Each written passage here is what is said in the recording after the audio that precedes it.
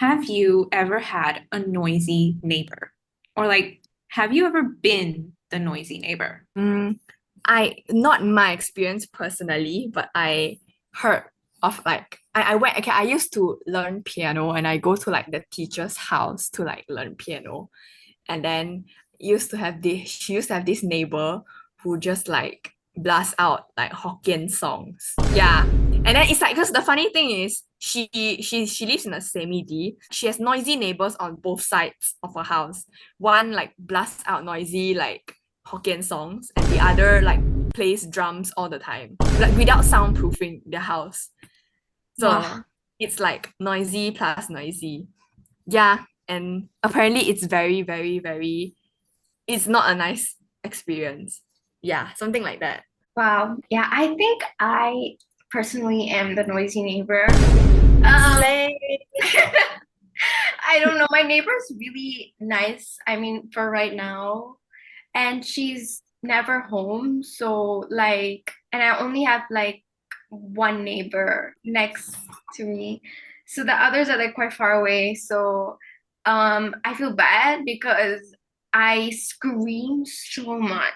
Like, and like also music. I, yeah, full volume on the TV like every day. Okay, not every day. Maybe like once a week at least. No, that's a lie. But if like nobody complain, I think it's all good, right? Yeah, Yeah. Yeah. Like them 2010s bops, you know? I get it. I get it. I understand you. You're so valid for that. Um, Personally, I have experienced like both.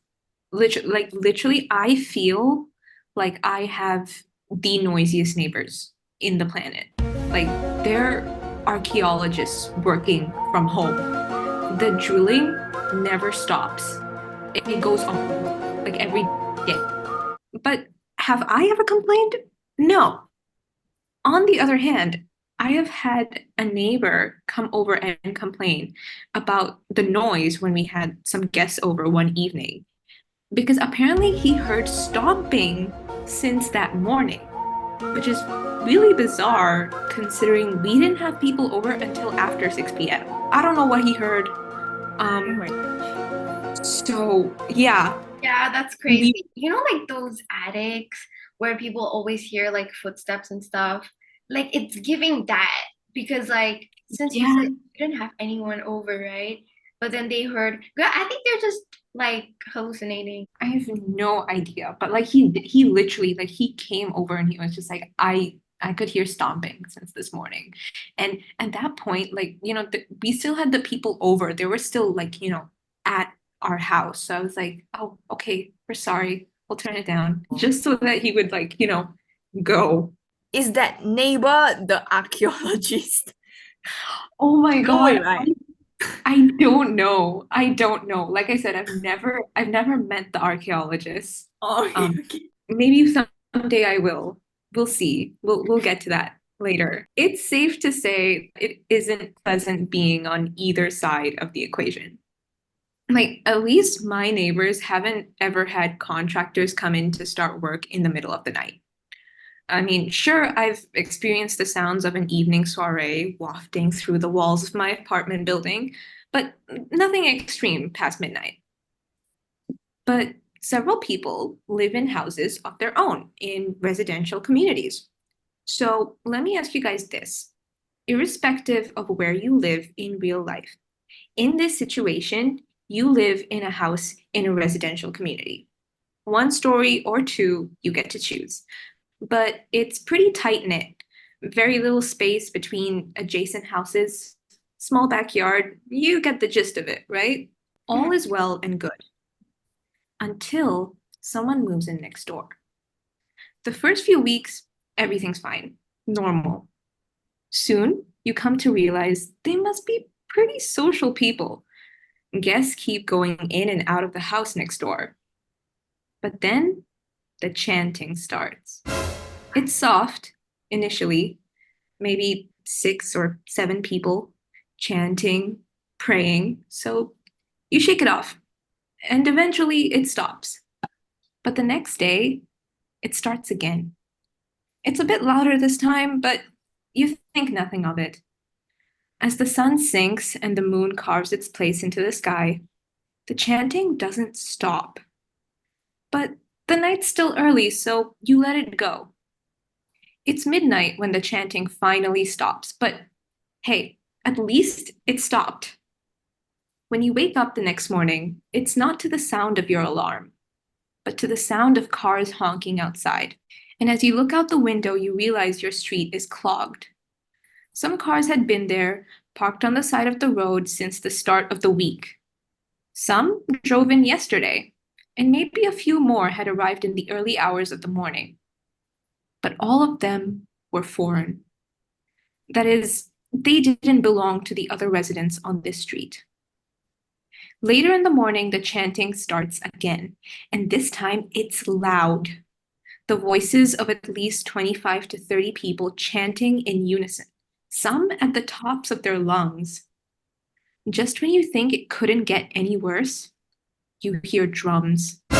The sound seems to permeate whatever little distance there is between your houses with ease, and it is relentless. The chanting, the drums. Break the flute. What? The poncho by itself is fine. The poncho, plus the flute, plus the stupid dance. It doesn't stop, it doesn't grow soft.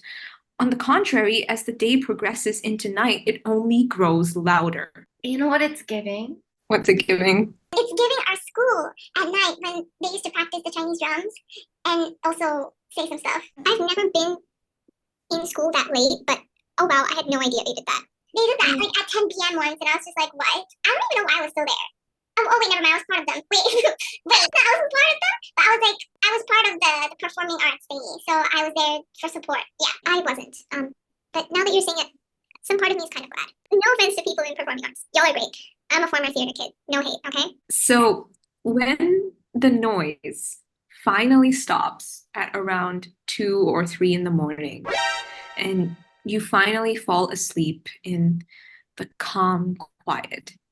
Sure, the day was annoying, but you assume this is probably just a one-off thing, and you brush the matter aside. Except it wasn't. The same routine repeated itself, over and over again every day.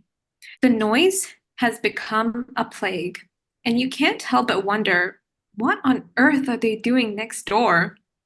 So one day, you finally cave and walk over to your neighbor's house to tell them to tone it down.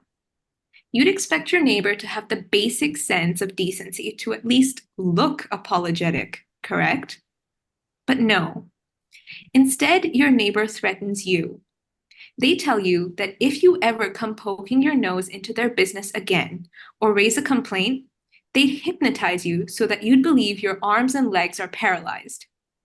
After that, they command you to leave and shut the door on your face. Normally, you wouldn't think twice before knocking on their door and threatening them right back. But something about this person scared you. It rubbed you the wrong way, so you just turned around and left. The noise resumed to its full vigor before you could even cross the threshold separating their house from the street. No, stop. If someone said that to me, it would have been on site. I would call the cops on them because that much noise is jail worthy, and it's not even good noise. You know, because there's a difference between good noise and bad noise. Like, I'd rather you play punk rock in the middle of the night than you chant, you know? Mm-hmm. Yeah. I mean, no, because the question is why they are chanting like that, and the drums and the fact that they just outright threaten us. I feel like if it's me, because I'm petty sometimes, I'll just chant back or maybe hit the drums and maybe, I don't know, like create the same amount of noise they created. And yeah, I mean, I don't know how to threaten people, but I guess I can try to match their energy. Who gives them the right? They should be bullied. I'm sorry. Yeah, this is when bullying is okay, guys. This is the only time when bullying is okay. We do not bully any innocent people, okay? It's only if you're not innocent that you get bullied, okay? Facts. But anyways, Ashmita, literally just cut to the chase and tell us what is going on here. You guys could probably tell by now the hypothetical situation I just described has occurred in real life. Except Sachiko Eto had no intention of just hypnotizing her neighbor if they crossed the line and started asking questions again. No, she had other ways of making sure her neighbors wouldn't disturb her, ways that were far more efficient and permanent. Hi, I'm Asmita. I'm Alicia. And I'm Crystal. And together we are Ace Entertainment.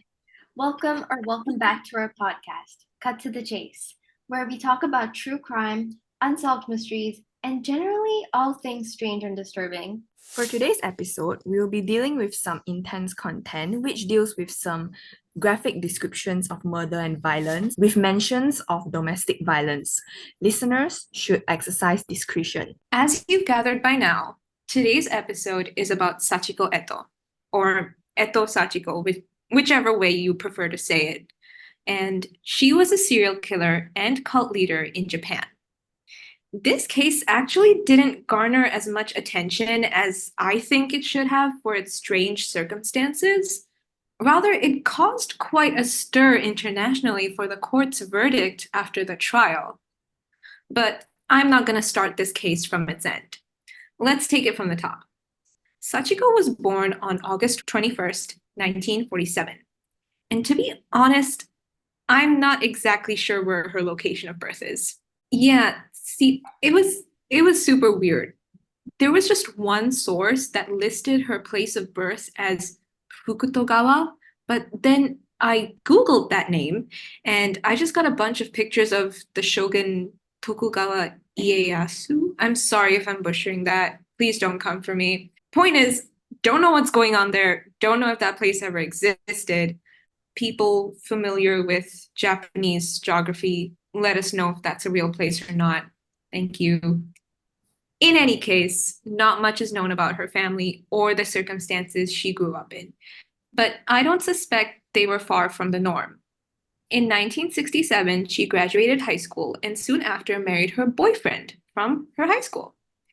Eventually, the couple moved to a cozy little house along the bank of the Abukuma River in the Tohoku region. Her husband was working as a paint craftsman, and she took up work as a cosmetic salesman. Certain sources say she went door to door selling cosmetics, but either way, they lived a quiet, humble life. One may even call it mundane, but they were happy. Soon, they had a child, a baby girl named Yuko, and all was well until, of course, it wasn't. It all starts to go downhill in 1990 when Sachiko's husband sustains an injury in his back. But just because he wasn't paralyzed doesn't mean he was perfectly fit again. Certain injuries, they simply stick with you. You know what I mean? In theory, the doctor discharges you, you get prescribed to physiotherapy, and you do your hours, and you're healed. In a few months, you should be as good as new, right?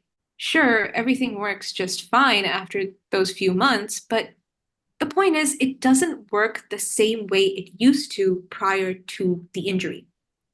And her husband wasn't getting any younger. Ashmita, why do you keep calling him her husband? Like, what's his name actually?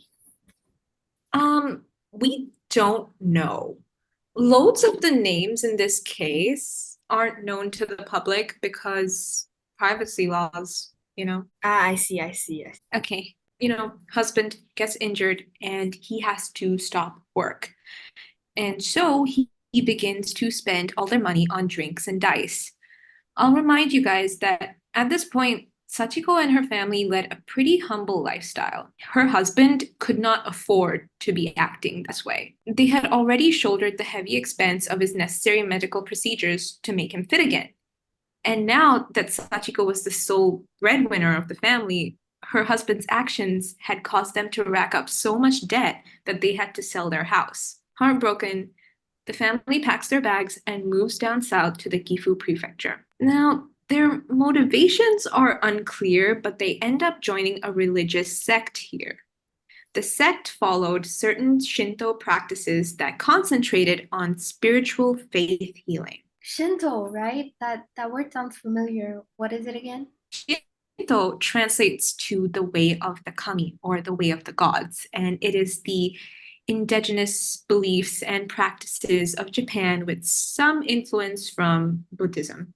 Okay. And in Shintoism, I hope that's the right suffix, spiritual healers are called okamiya-san, and they invoke both kami and Buddhas to help them heal and purify one's soul. Maybe because of their unfortunate circumstances lately, maybe they just needed to heal. Several people use faith as a compass through trying times. So Yeah, I mean, that makes sense. It would be a pretty solid explanation, except they got kicked out of the organization. Oh, why?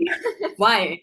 What was the problem? Apparently, they used the organization's headquarters and or their name to do something without the organization's permission. We have no idea what they used it for, which is super sus, but once the sect found out, they kicked the couple out pretty much immediately. oh, the scandal. Like that's so scandalous. Like what did they even do? What do you think they were doing? Oh my God, if you guys know, please comment down below. Or if you guys have some sort of speculation, please let us know. Yes, because this is a mystery. This is a mystery. No one knows what happened there. And I personally, I do suspect it was something of the fraudulent nature. No shit. Something that would tarnish the organization's name. Yes. Yeah. Once again, if you guys, listeners, if you know anything, let us know. There's only so much you can do though, even in the whole negative spectra of things that you can do, right? There's only so much. Not exactly sure where you're going with that, but okay. The year is 1992. Sachiko wakes up to find that her husband isn't home. In the hours of the morning, she thinks nothing of it. In fact, she's glad she doesn't have to nurse the previous night's hangover. Dawn turns to dusk, and her husband is nowhere to be seen. She figures he's probably somewhere getting them into a lot more debt. But he doesn't return. After that day, he would never be seen again. So then he just disappeared. You know that song that like the something like the proof that she's gone. So I know. Disappears like proof that she's gone. She's gone. No, I mean, that's pretty accurate. Because no one knows what happened to him. In fact, like what I said before, I may be painting an entirely inaccurate picture in you guys' head.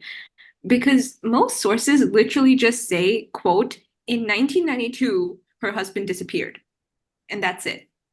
Nothing else. No context, nothing. No one knows what happened to him or whether he's even still alive or not. That's so creepy. Like, the hell? Her husband's like existence is practically like a creepypasta at this point because we know nothing about it. Like no records, no paper trails, nothing. Nothing. It's like he just stopped existing all of a sudden. Wiped away. Lost. That's so bizarre. It is. It's very bizarre.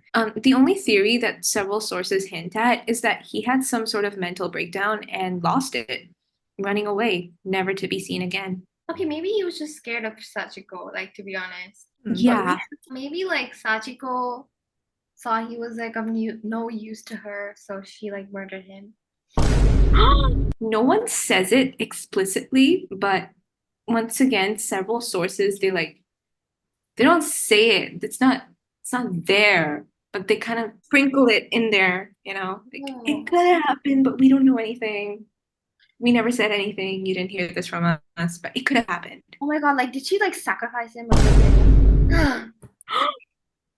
I don't know about sacrifice because she wasn't big on sacrifice ideology. People do think that maybe she like just killed him. Irrespective of whether she had snapped at him before, she definitely felt like snapping at him now that he was gone. I mean, how could he just leave like that? Sure, the relationship between husband and wife had gone sour for quite some time now. But if he had in fact left of his own volition, he hadn't just walked out on her. He had also walked out on his daughter. Safe to say, Sachiko lost it a little. She didn't just lose it a little. She lost it a lot. She lost a substantial lot of it. But she gathered herself and decided that she needed a fresh start, a new house in a new place, preferably with a newer, better job. Once again, Sachiko and her daughter wrap up the remnants of their lives and move to Sukagawa in the Fukushima prefecture. Now, I think this is a much more urban setting because it's supposed to be a lot closer to Tokyo. I don't know. I've never been to Japan, so please support us so we can travel there soon. Yes, please. Yes, please. The next thing on her list was to get a job, a good one that paid the rent. Eventually, she came to start her own practice as a religious healer and psychic, using whatever knowledge she had gained from her time at the sect. And guys, she really lucked out with this because she blew up. Really? Oh, yeah. She got super popular super quick. And I don't know what ideas she was putting into her customers' heads, but they were hooked. Several people who went to her for advice went back. Sachiko had regulars, and their steadfast loyalty towards her only served to inflate her own ego. And we all know what an inflated sense of self leads to in these situations. Delulu. Mother. Both of you kind of hit the nail right on the head on that one. Great job. But let's go about this chronologically. With Sachiko's newfound confidence in herself, she started to get super delusional, consequently spreading more delulu about herself and her powers. It got to a point where she started to claim that she was a god with the ability to exterminate demons. The contagion of this delusion began to spread like wildfire, with people traveling in from several different regions of Japan to seek the help of this new magical healer. This, of course, came with a substantial increase in her followers.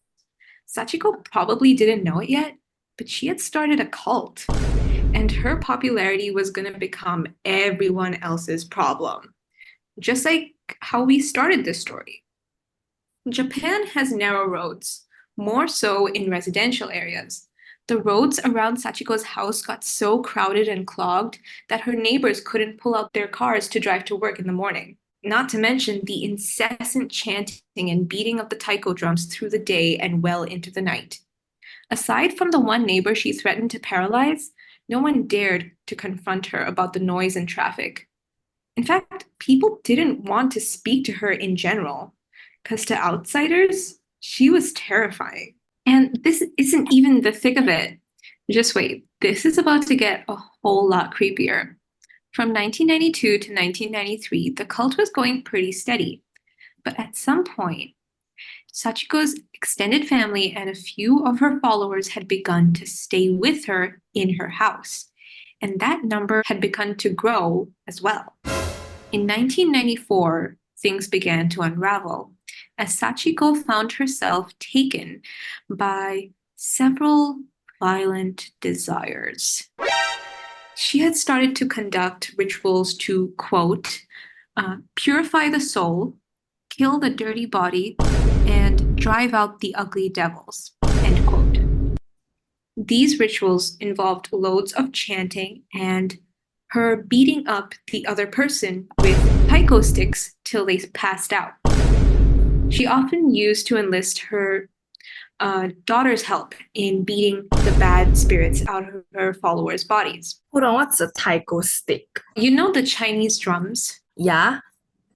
You know how they have the super thick drumsticks to play the Chinese drums? Taiko sticks are kind of like those drumsticks. Oh, dude. That's kind of brutal. I know she meant that like metaphorically, like kill the dirty body. But what if she actually didn't though? What if she meant it literally and that's why she killed her husband? I mean, yeah, and if she beat on them till like they pass out, I think they must have gotten like serious injuries, right? Yeah, I would not want to be on the wrong side of those things. But you're correct. It's super draining, and the people who were being quote unquote exercised, so essentially like they get beat on for hours on end until they were fully exercised, you know?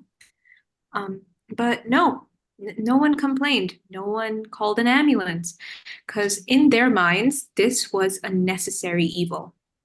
Her followers sincerely believed that enduring this horrific violence would benefit them in the long run. It's like what doesn't kill you makes you stronger. I don't know. I mean, first of all, it's just super weird to me that you would go to a person like in your car, like several miles away, you would go to this person and you'd be like, I have demons in me.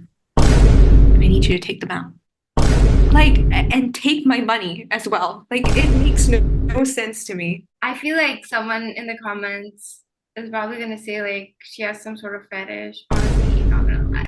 Oh my God. I hadn't even gone there. Yeah, but okay. Wow. Sure.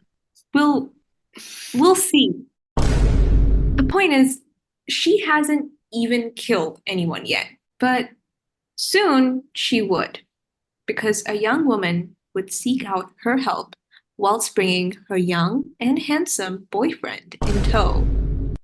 Sachiko would fall in love with this young man who was around 27 years younger than her, who I'm just gonna call Grooming. What the heck? God, bro. Oh, hell no, man. What the fuck? And we're just gonna call this dude Nemoto. Despite being in a relationship, Nemoto and Sachiko start to have an affair. But Nemoto hadn't broken up with his original girlfriend yet, and Sachiko was not one to share. She was really possessive of him, and she needed to trust that only she would win all of Nemoto's affections. Promptly, she turns to his previous girlfriend and tells her that she had to be exorcised because she was possessed by an evil fox spirit. Kumiho? Naturally, Kumiho?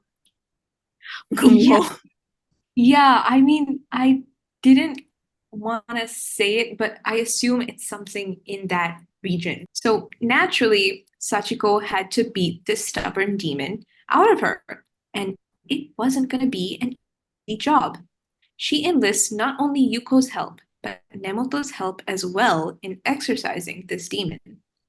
Some sources report that Sachiko, Nemoto, and Yuko beat on this girl relentlessly for 3 days straight, killing her in the process. Like I said, several sources do say that they just kept whacking her. Yeah, that's not an easy thing to do though. Also, like beating someone to death, like the amount of anger, like to be able to like just beat and like for like consecutive days. I think she's just crazy though. Like I feel like only crazy people can do that. Like without getting emotional, like True. emotional setback for yourself. Like, you know? Because don't you feel like remorse for hitting someone? I don't know. Like, girl, I apologize for even like stuttering. This is just the beginning, you guys.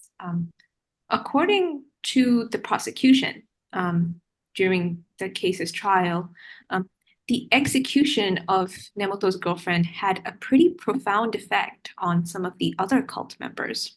Wait, they watched?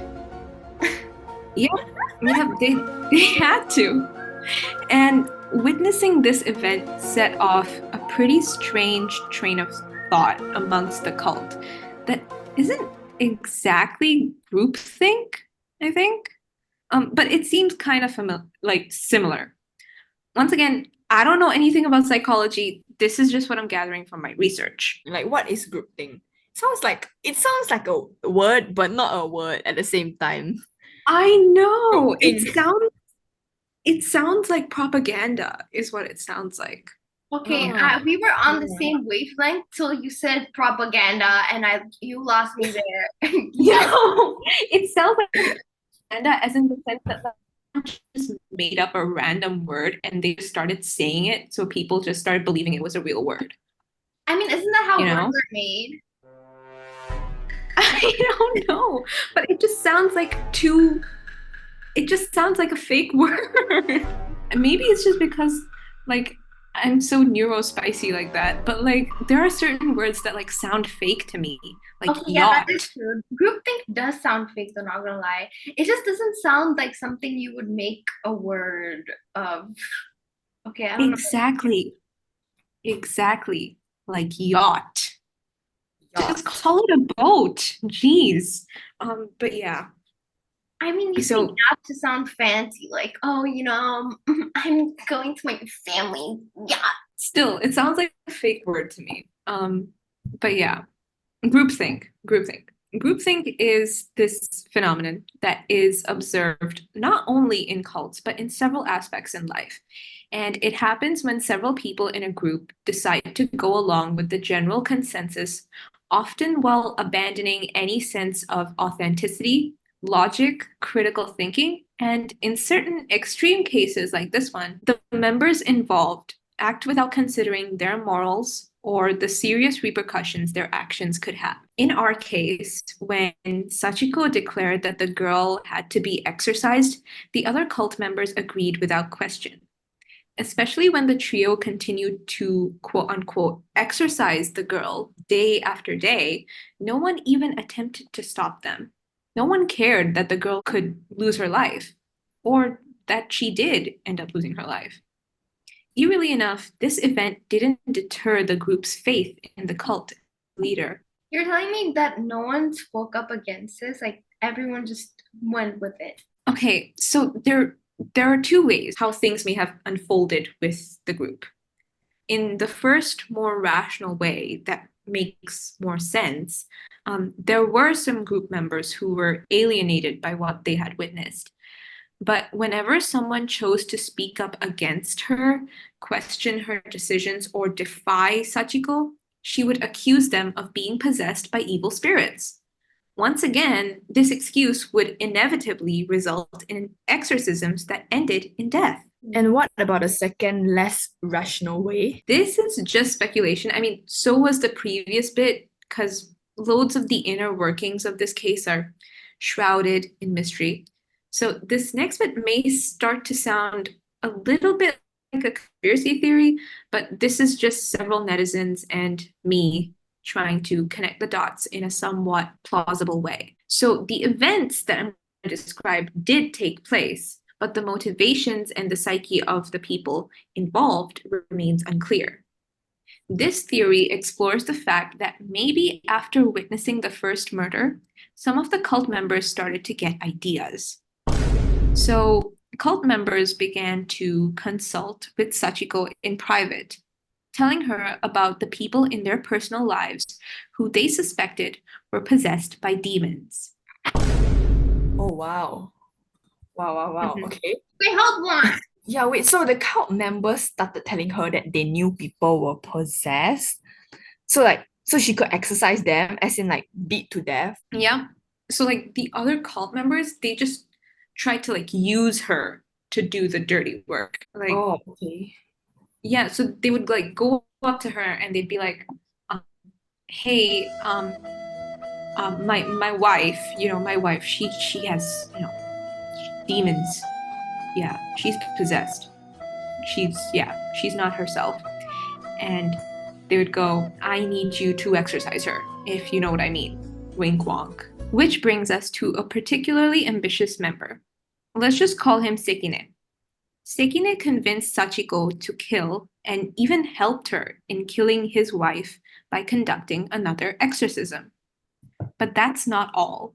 One or two sources even suggest that he had a couple more members of his extended family killed in a similar fashion. That's crazy. Why would Sachiko get so like easily manipulated by like some dude? Oh my god, you're right.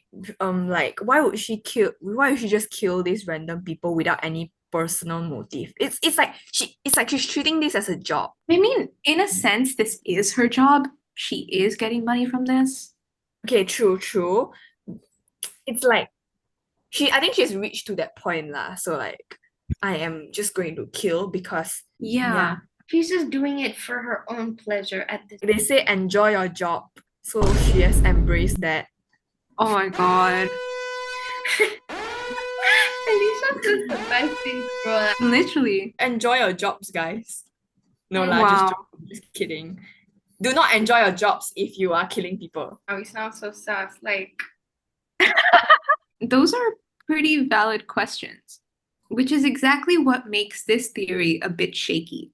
It is pretty much confirmed that Sekine managed to have his wife killed through one of these exorcisms. But aside from that, it does seem like a bit of a long shot. The only reason that Sachiko may have continued to kill at the behest of someone else is probably the power play. I mean, the prosecutor for this trial did say, quote, she tried to make herself a deified ruler and killed people who threatened her authority. So she probably regarded herself as some sort of god with total control over life and death. I mean, aside from such blatant delusion, I don't see why she'd kill so many people for Sekine. yeah, she doesn't seem like the type to give favors, devoted follower or not, you know? Yeah. Either way, within the span of the year, Sachiko went on to kill 6 people. Some sources say this was 4 men, whose details weren't disclosed to the public, and 2 women. And we gather that those 2 women are Sekine's wife and Nemoto's previous girlfriend. Whereas other sources say it was 4 women and 2 men, which would tie in better with theory 2. Just to clarify, if there were 4 women, it's including the wife and the girlfriend, right? Yeah, that's right. So it was around June or July of 1995 when a hospital in Sukagawa received a rather odd patient. We don't know the details of how exactly she came to be admitted into the hospital, but the nurses and staff seem to have mixed feelings about this woman's arrival. Battered and bruised doesn't even begin to describe her condition. Parts of her body and face are swollen beyond recognition.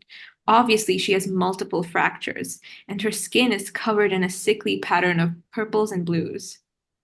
The doctors and the nurses see this woman, and a part of them is glad that at least they can help her now. The worst is over. But the other half shudders at the possibility that someone could welt another person with such a lack of basic human empathy. The support staff immediately contact the cops because this seems to be a pretty extreme case of domestic abuse to them. Little did they know, this woman would go on to report with the authorities that she had not been in an abusive relationship. No.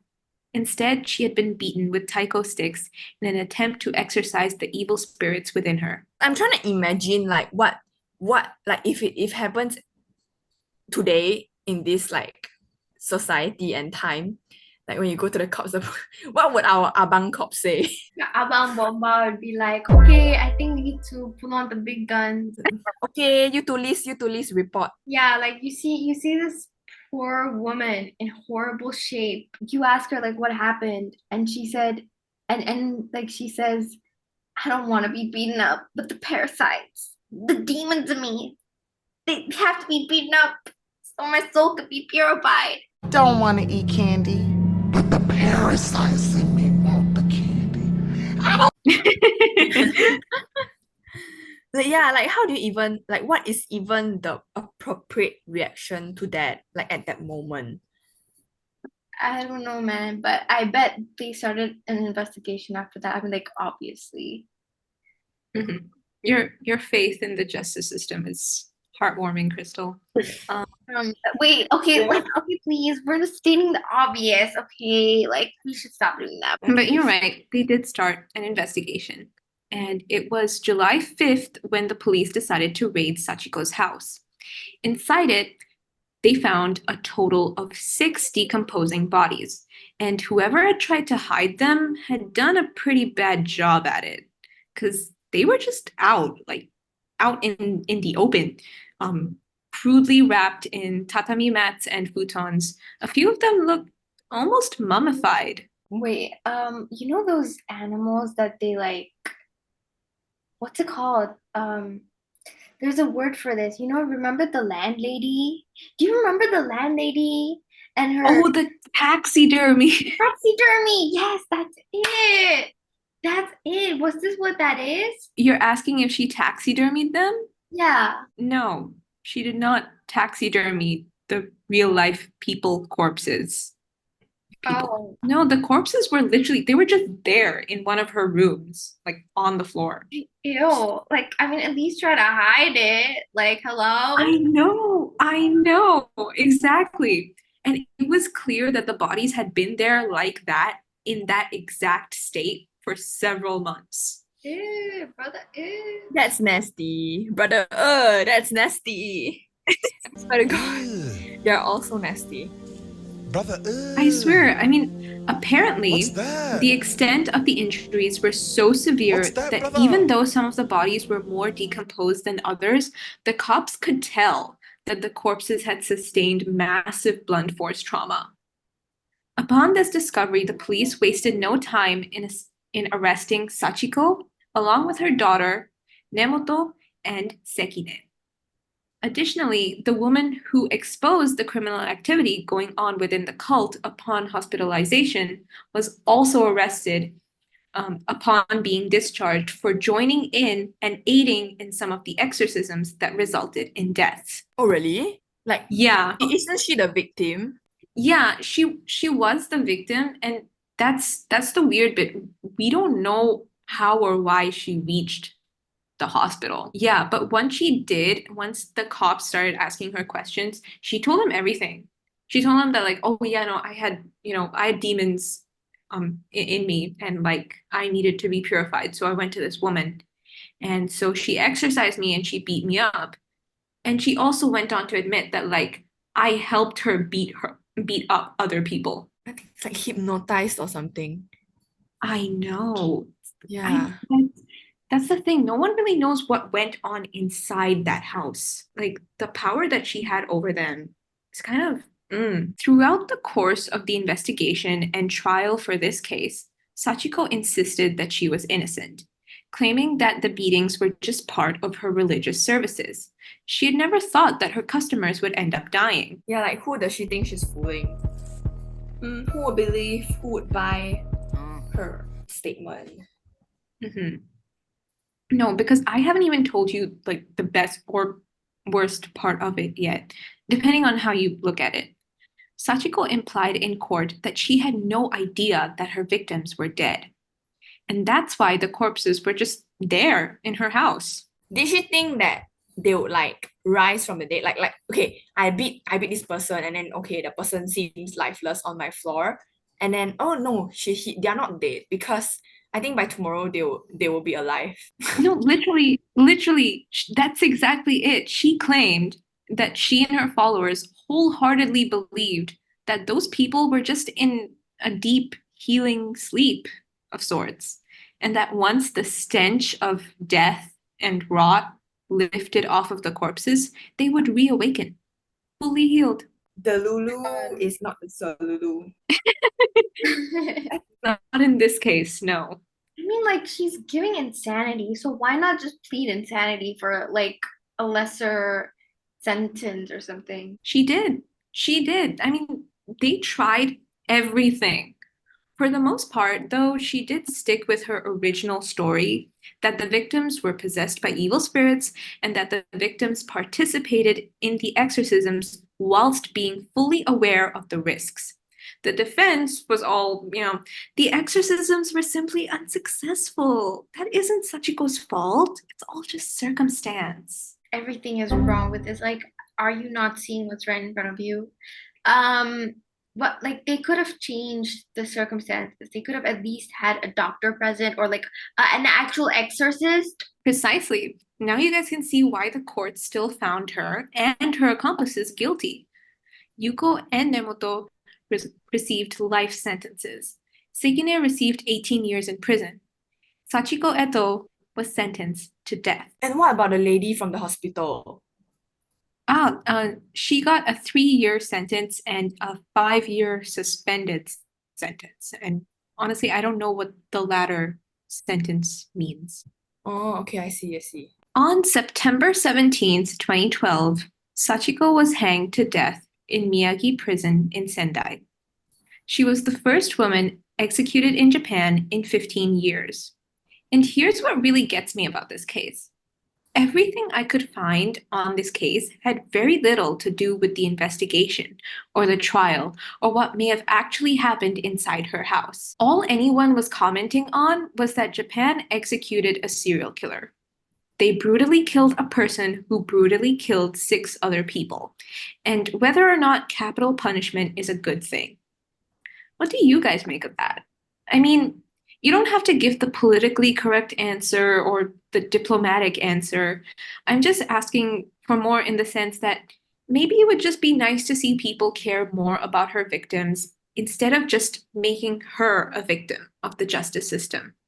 Because, in my opinion, they could have paid the same amount of attention to the details of the crimes instead of just focusing on the judgments that were passed by the courts. I agree with your opinion. Thank you. Girl, own up to your crimes if you were like ballsy enough to even make them, you know? Yeah. So let us know what you think or if we missed out on anything in the comments. We'd love to hear from you guys, and as always, us rookies would be super, super grateful for any feedback or constructive criticism you'd have for us. All our source material will be linked in the description, but this is just all we could find in English. All said and done, this is a pretty old case. I mean, she was dead in 2012. I was just 7 in 2012. Maybe the Japanese media had more closely followed the investigation back then, but I'm just speaking today based off of what credible, unbiased information was available to me right now. So if you have something to add, please let us know. Yeah, even a translation, a translated piece of evidence, text, whatever, that would be great. Just let us know in the comments. And that will be all for today's episode. We hope it was thrilling or spooky, or at the very least, we hope you learned something new. We'll be back on Friday, so stay tuned. Yours truly, this is Ace Entertainment signing off. Until next time, bye. Good night. Good morning. Have a good one. Stay safe wherever you are.